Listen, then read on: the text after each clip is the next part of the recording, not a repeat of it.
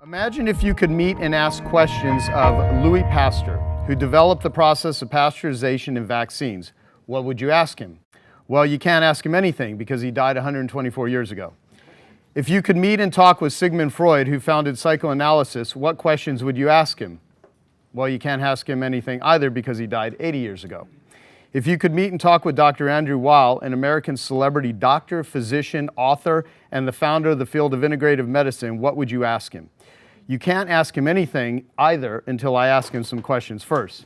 So I'm so honored to have Dr. Weil with us. In case you've been living on a deserted island or in a cave for many decades and you don't know who Dr. Andrew Weil is, let me give you just a few items for background and then I'll ask him to elaborate more. Time magazine recognized Dr. Weil as one of the world's 100 most influential people. He's written 15 books. He's appeared on PBS television specials and more TV talk shows than he can count. He's the author of the very popular monthly newsletter, Dr. Andrew Weil's Self-Healing. He's also an internationally recognized expert on medicinal plants, alternative medicine, and the reform of medical education. To say that Dr. Weil is a living legend is an understatement. Please give a warm Genius Network welcome to Dr. Andrew Weil. Awesome, man. Thank you. So, how about here and then boom. All right. Well, I got a whole slew of questions. I want to do some Q&A with everyone here, and like I like saying once in a while, is remember there's no such thing as a stupid question. There's just stupid people that ask questions. So we'll yeah.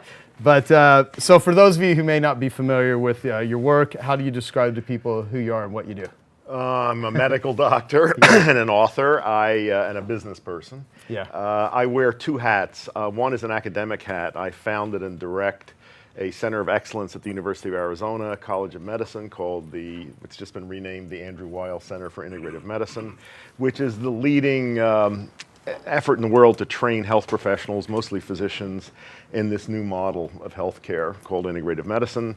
You know, the short version is that's the intelligent combination of conventional and alternative medicine. Really, it's about taking the best of conventional medicine and using lifestyle modification and natural therapies to produce better outcomes at lower costs.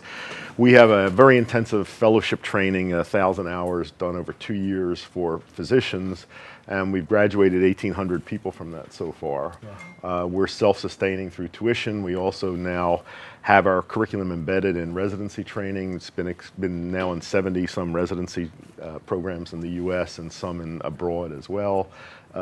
We have trainings, online trainings for other health professionals and the general public. So that's my academic hat. And then I also do things for the general public. I write books. I maintain a website, drweil.com, which is a great resource. The newsletter you mentioned. I also am a founder and now minority owner of True Food Kitchen restaurants. How many have you eaten? Yeah. We now have 28 of them around the country, and more coming rapidly. It's been a very successful and satisfying venture. You're growing that. I actually wrote 25, and now you have 28. So this is awesome. Yeah. So those are some of the things I do. Yeah. And I like having fun, and I get bored very quickly if something becomes repetitive or is not satisfying to me. Yeah. I mean, do you think of yourself as an entrepreneur? Yes. Yeah. I've always been an entrepreneur. Yeah. So what are you currently working on, and how would someone define integrative medicine? Because when you hear that, it's like, what does that actually mean? Well, I think that this is a new system, which I think is clearly the way of the future, that places great emphasis on the human organism's potential for healing. Mm-hmm. So that I think most people have very little confidence in their body's ability to heal. So that's the first thing. A strong emphasis on healing. It also looks at patients as more than physical bodies. It's whole person medicine that looks at the mental, emotional aspects, spiritual aspects of being. It places great emphasis on lifestyle. So when you sit with an integrated physician, they will ask you about diet, sleep, what you do for fun, all that stuff. Then we make use of all available therapies, wherever they come from, as long as they're not going to hurt people, and show reasonable evidence of efficacy. And we don't reject conventional medicine, and we don't accept alternative treatment uncritically.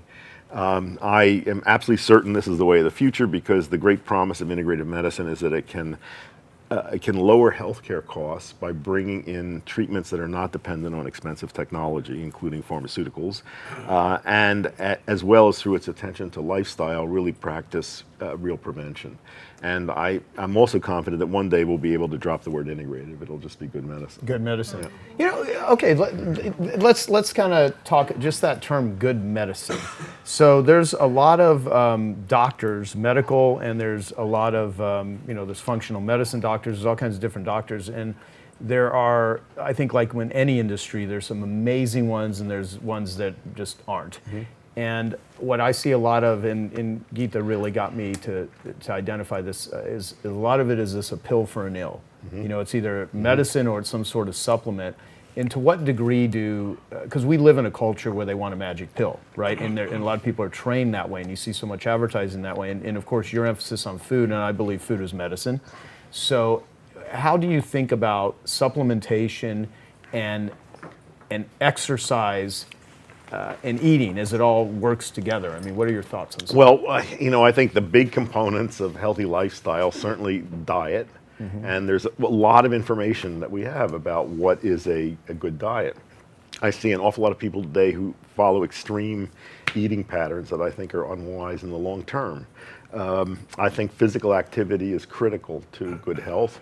I think it's also important to change the nature of physical activity as you age. In my 20s, I ran, and then I got signals from my knees that they didn't like that anymore, and I changed to cycling, and I did that for a long time. Now I'm a swimmer, and that's my main activity. I also have 2 big dogs that walk me every day, but I love swimming, but I think it's important to be physically active. I think that managing stress is key, and there's lots of ways of doing it. You can't live without stress, but you can practice methods that neutralize its harmful effects on your mind and body. My favorite are simple breathing techniques because they're so time and cost efficient. Can you teach a breathing technique? Let me do that at the end of our talk. Okay. I'll do that to close the session. Awesome. Okay. So let me think. What else would I ask you about physical exercise? So so you're a swimmer. Yeah. One thing and you mentioned, as you used to run in the beginning. I have to bring this up, and I didn't have it as a question, but what I found when we were talking, when we went out to lunch in Tucson, is that you were a fan of Dr. John Sarno's work. Yes. When it comes to physical pain. Absolutely. And I'm a huge believer. I think the vast majority of the way that pain is treated and diagnosed is wrong. And I lived in chronic pain for most of my adult life, which the way Sarno would describe what he called TMS, in the beginning he called it tension myositis syndrome, then it became tension myoneuro, then the mind-body syndrome, and you're an expert in this area. And he said that the pain is caused by oxygen deprivation and brought on by repressed emotions, predominantly anger and rage. Right. And so Steve Ozanich, who wrote recent books on it, he's sent you some of his books. Could you explain that from your standpoint about how much the mind and emotional states affect the physical body? Well, to me, this is one of the great limitations of conventional medicine, is that it is totally stuck in the biomedical model, which sees only that which is physical as being real. And in that model, if you observe a change in a physical system, the cause has to be physical. The idea of non-physical causation of physical events is not allowed.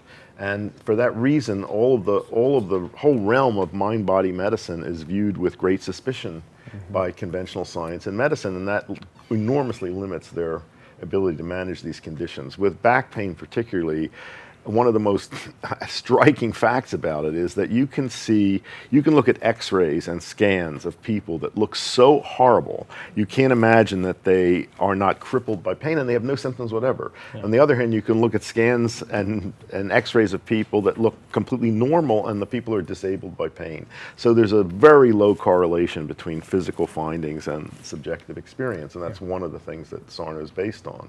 So this is a major component of integrative medicine. I call it whole person medicine, where you don't exclude the mind. That's it's key. Let me tell you one story. I was a couple weeks ago. I was in Japan, and I spent time in Okinawa, which is one of my favorite places. When I was doing research for my book Healthy Aging, I made a number of trips there because Okinawa has had the highest concentration of centenarians in the world, and it's very interesting to look at their what is it about that. It's awful hard to tease all those things apart. It's a tropical Pacific paradise with clean air and water. The Okinawan diet is one of the most interesting diets I've ever seen. An enormous, not very different from mainland Japanese diet, but incredible variety of sea and land vegetables. Unusual foods. Okinawans get great physical activity all the time, not by going to gyms and using exercise machines. They're coaling in fish nets and carrying water and chopping wood and hoeing in the garden and stuff like that. But I think especially there is an enormous influence of the way that aging is thought of in that culture. The old people in Okinawa are honored. They're living treasures. They're made part of all community activities. One story I collected there, which I think is very telling, is that a common cause of sibling fighting in traditional Okinawan society is over who is going to get to take care of the aging parents.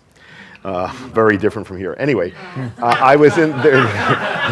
There's a village in Okinawa called Ogimi, which is celebrated as the longevity village. I had been there a number of times, but I went back this time, and they paraded out a number of their old centenarians to, which they do. Wow. And all of them were asked what was the secret of their longevity. And one of the things that they all said was eat everything. Interesting. However, in the past couple of years, Okinawan longevity has plummeted, and now Hong Kong has surpassed them, which is hard for me to believe. And the fall in Okinawan longevity is entirely attributed to McDonald's.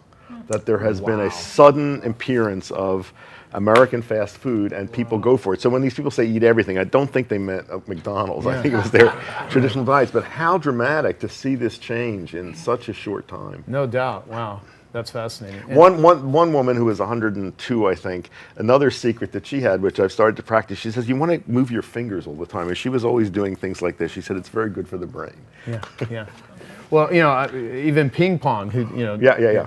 So what you said you go to an integrated medicine doctor, assuming that, they're a good one, trained by you.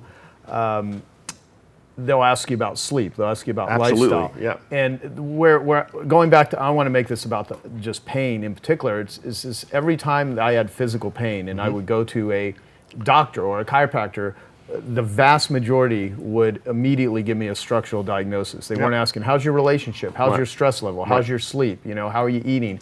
And I think if you're going to go to have any sort of doctor, and they're not going to really get to how you're living your life and finding out what are the impediments. Absolutely. But the problem is that as medicine has been so put in a for-profit model, the time allotted for doctor-patient interactions has shrunk to the point where now, even if a doctor wanted to, they don't have time to ask these questions. So it's a systemic problem, not even just the docs. It's huge. Yeah. One piece of practical advice I will give you is never stay in treatment with a doctor who thinks you can't get better. Very important. And over the years, I don't see patients these days, very rarely, but when I was seeing a lot of patients, I had many patients come to me sometimes years after I'd seen them, who say that the most important thing that I did for them was that I was the only doctor they ever saw who told them they could get better. Wow. All right. You've done a lot of work in drug and addiction research, and what is your perspective on addiction and recovery, and how can we best help families, heal and recover, since that's one of my main areas of focus? I think addiction's a really tough problem. Very. First of all, I think it's universal. I think all of us are addicted in one way or another to one thing or another. The only reason we don't see that is that some addictions are socially acceptable. Yeah. Workaholism. Workaholism, addiction to shopping, addiction to power, addiction to thinking, which is very prominent in intellectual circles. I mean, there's all sorts of things. How to deal with addictions, I think is really tough. I mean, one strategy is to shift addictive behavior to things that are less harmful rather than more harmful. It's better to be addicted to running than to cigarette smoking, for example, but it's still an addiction. To try to get to the root of addictive behavior, I think that's really tough. I think that's, I think the people that have it right are Buddhist psychologists who say that the root of addictive behavior is attachment. It's the illusion that satisfaction and completeness come from something external to you. And until you can practice realizing that you are complete as is, it's hard for you to be free. I think the most encouraging thing that I see about addiction is that, and this is true of everything I looked at, whether it's cigarettes or heroin, if people progress, I mean, just go through life enough and don't, get snuffed out in one way or another, one day their motivation to drop it reaches a point at which it's easy. You see people that have tried to quit smoking again and again, and they talk about what a struggle it is and how hard, and they go back to it. And one day a person wakes up and it may be looking at stained fingers or looking at a dirty ashtray, and suddenly they don't want to do it anymore. Right. And that time it's easy. The problem is you can't put motivation into another person, and that's the frustration of, addiction treatment. All you can do is arrange circumstances and encourage people to try and keep trying, and one day the reservoir of motivation is full enough that it becomes easy. Yeah. Well, this will always sound kind of weird when I bring up addiction and stuff, but you are very knowledgeable in the area of shifting consciousness, and so. I believe that addiction is a solution. It's not a very good solution. It could kill you. And I also believe that I'd like to see policy change, because you can't punish the pain out of people. And right now we have, the criminal justice system treating addiction, and we need a more compassionate approach. And there's ways to really shift consciousness. And so I want to ask you about plant medicines and psychedelics, because I see MDMA coming down the pike, psilocybin. Yep. You have lots of experience with, you wrote a book called The Natural Mind in 1971. My first book, yeah. A revolutionary approach to the drug problem. And you thought this would totally shift, but what happened is this war on drugs happened. And I'd love to have you, I know this is not an easy question, but what is consciousness? And looking at altering it, and shifting it in ways so you live in the world in a better, happier, more connected space, because I think the opposite of addiction is connection. And so anything you could speak to that. Well, that's a big subject. Yeah, it is. I know. I would say, the argument that I get into with scientific materialists is over the nature of consciousness. They think that consciousness is a product of brain biochemistry or electrical activity in the brain. I think that consciousness is primary, and that I think consciousness organizes matter into more and more complex forms. There's no way of proving one or the other. It's just a different worldview, but I find that my worldview makes things much more interesting. My experiences also are that by changing consciousness, by changing what's in your head, you can change the external world. And I have seen that again and again. Just as a mundane example, I've for a long time lived with dogs, and I've always had Rhodesian Ridgebacks. And I had a male. I lived out I had a property that bordered on Saguaro National Park, southeast of Tucson. And I had one big male who all he wanted to do was crawl in your lap and snuggle. And I came home one day and found he had backed a worker, someone who was working on the landscape, against a wall. The guy was brandishing a rake, and the dog's hackles were up, snarling. There was no way to convince this guy that it was his emotions that were producing this behavior in the dog. There was no way to convince him that this was not a vicious attack dog that I had there. Yeah. And I see this kind of thing all the time. In interactions with people, interactions with all sorts of things. I've also seen, I'll just tell you a few. I've told these stories before, but some of the potentials that I see in psychedelics. This goes way back in my early exploratory days. I must have been about 28, I suppose. I had a lifelong allergy to cats. If a cat licked me, if a cat came near me, my eyes would itch. If it licked me, I'd get hives. Mm-hmm. So I never let cats near me. And one day I took LSD with a group of friends outdoors. It was a beautiful day. It was just fantastic. Everything was wonderful. In the midst of this, a cat jumped into my lap. And my immediate reaction was sort of this. And then I thought, this is really silly, and I relaxed and I petted the cat, had no allergic reaction. I've never had one since. So instant disappearance of a lifelong allergy. Yeah. Tell you what, right around this same time, even more, first of all, I'd love to open Dr. Weil's allergy clinic.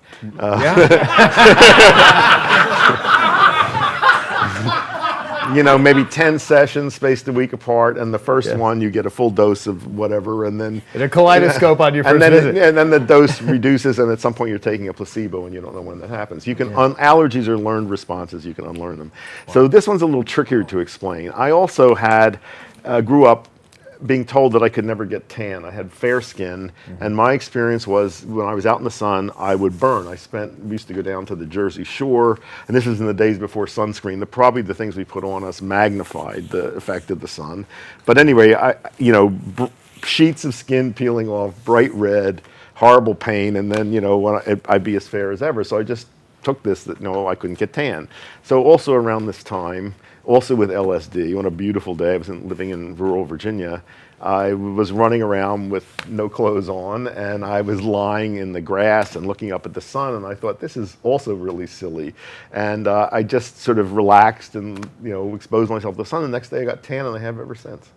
No, that's a little trickier to explain. I mean, that has something to do... because the question is, what the hell's going on? Well, what's going on probably, your pigmentation is controlled by cells called melanocytes, which are close to neurons, and they are involved with the immune system. So again, this has to be a mind-mediated effect that changes the way that those cells behave. Yeah. But I think that's just hints at the kind of potential that's there.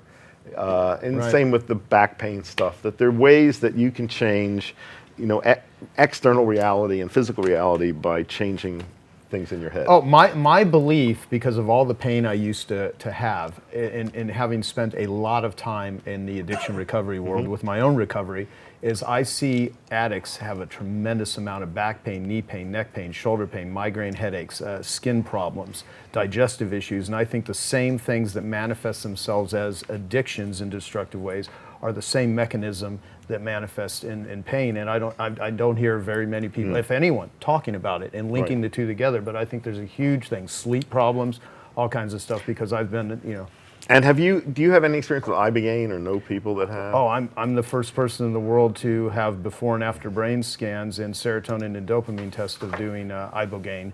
I scanned my brain before, went and did it, came back and scanned it again, and I have hours of interviews with one of the top psychiatrists who specializes in using psychedelics and plant medicines for addiction treatment and PTSD. So yeah, So this is the African. This is the African psychedelic, and little known here, and has a reputation now for treating addictive behavior. Sometimes very fast. Yeah, very fast. It's not available here. There are clinics in Mexico. That's where I went. Doing it right. But you asked at the beginning of what's happening. It is remarkable to me to see this.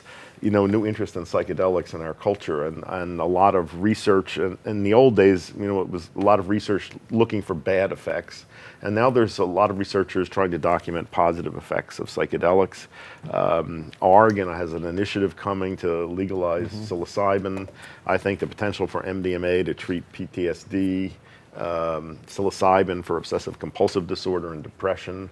I think these will eventually have these drugs be available for therapeutic use. Are you friends with Rick Doblin? Yeah, sure. Yeah, I mean, Rick, he is just the guy. You got to really give him credit for the sheer amount of doors slammed in his face and the amount of resistance, but just wanting to go out there and find ways to help reduce human suffering. So it's changing now. When I see characters on mainstream TV series microdosing, something is changing. Exactly. Yeah. Oh, Paul Stamets. He's your buddy. Yeah. So with mushroom, there's not just psychedelics, but plant. What are the power of plant medicines? Well, I'm trained as a botanist as well as a medical doctor. My undergraduate degree was in botany, and I have a career interest in medicinal plants. Yeah. And I have argued for many years, and for most of that time, this fell on totally deaf ears, that plants are fundamentally different from chemicals taken out of them.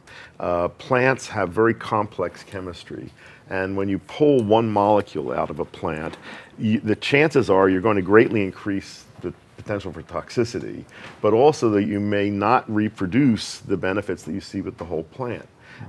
And I think, it has been gratifying to me to see that idea getting some traction now in medical journals and medical thinking. Yeah. I think that plant medicine is safer, and you listen to conventional doctors and pharmacologists, and they go on about the dangers of herbal medicine. you can count on the fingers of one hand deaths from botanicals in a year. Do you have any idea how many people die from pharmaceuticals? Yeah. In the hospitalized population in this country alone, just in the hospitalized population, between probably somewhere around 300 or 400,000 deaths a year. And that's not mistakes. That's the right dose of the right drug given to the right patient for the right indication, and 300,000 people die. Wow. That is not acceptable. Well, and you're talking like the number one killer, sugar, as far as I know. Second is tobacco, which I think was close to 475,000, 500,000, and then what the number you just gave? Yeah. That's massive. I mean, even opiate deaths last year, they say around 60,000. It's probably more like 100,000. So huge advantage in safety when you're using plant medicines. And then also, but I think the quality of the effect is often much better. There's a natural source of statins called red yeast rice. You can get this in any natural food store. It was used in Chinese medicine as a pigment, red pigment, to color rice. And this fungus produces molecules that are like the statins that we use, but it's got a mixture of them in it, like 7 different ones. One of the problems with statins is that they cause liver toxicity and muscle toxicity. People get muscle pain and liver dysfunction. The red yeast rice, you don't see those. I mean, very, very rarely. So those side effects are much less likely to occur, and you can get cholesterol control the same. But there are many examples of that. And this is one of our curricular subjects in our integrative medicine training. It's botanical medicine. So if you could wave a magic wand and have something happen in that arena, or even with psychedelics, what would you like to see happen in terms of getting this? Because I think people are not aware yet of just how much the world's going to shift in the next 5 to 10 years in this arena. Well, first of all, with healthcare, we have to break this hold of these very powerful vested interests on our system. As dysfunctional as the healthcare system is, it's generating rivers of money that are flowing into very few pockets. It's the pockets of the big pharmaceutical companies, the manufacturers of medical devices, and the big insurers. And they have total control of our elected representatives. It does not matter if you're Republican, Democrat, liberal, conservative. You can't get elected to office in this country unless you have made deals with those vested interests. So there's no possibility of change coming from the government. The only possibility that I see for change is if a grassroots social political movement starts in which enough people get angry enough about the present situation and we begin electing different kinds of representatives who don't have those commitments. And I don't see that happening yet. Yeah. At the moment, it is totally easy for those interests to manipulate public opinion. Look how easy it was for Monsanto to convince voters in California to vote down GMO labeling of foods. How could anybody object to putting information on food labels, and yet Monsanto convinced the majority of voters in those states that somehow that was going to threaten jobs? So, that's what we're up against at the moment. The whole system may have to crash in order for something new to come, but it's unsustainable as it is. We spend 18% of our GDP on healthcare, more than any other people in the world by a huge margin, and we have worse outcomes than any other developed country. The World Health Organization rates us 38th, on a par with Serbia. Any way you look at it, infant mortality, longevity, rates of chronic, something's really wrong with that picture. And that's projected to go up to 20% of our GDP, totally unsustainable. In terms of psychedelics, I think it's happening. It's happening. So, the more favorable publicity that comes out, the more research data on positive effects, I think public opinion will shift. I mean, that's what all I'm trying to do is, in my world, as an entrepreneur, is use my entrepreneurial skills to get messages out to the public. I mean, our first documentary, Black Star, for Artists for Addicts, has won the Audience Choice Awards at the Sedona Film Festival. Now it's in all kinds of other festivals. So we're hoping that becomes a starting point, so I can, my goal is to change the global conversation about how people view and treat addicts with compassion instead of judgment, and direct them to the best forms of treatment that have efficacy. And so much of this is eating and food and exercise, and in some cases the trauma work that you can really get to through plant medicines and stuff.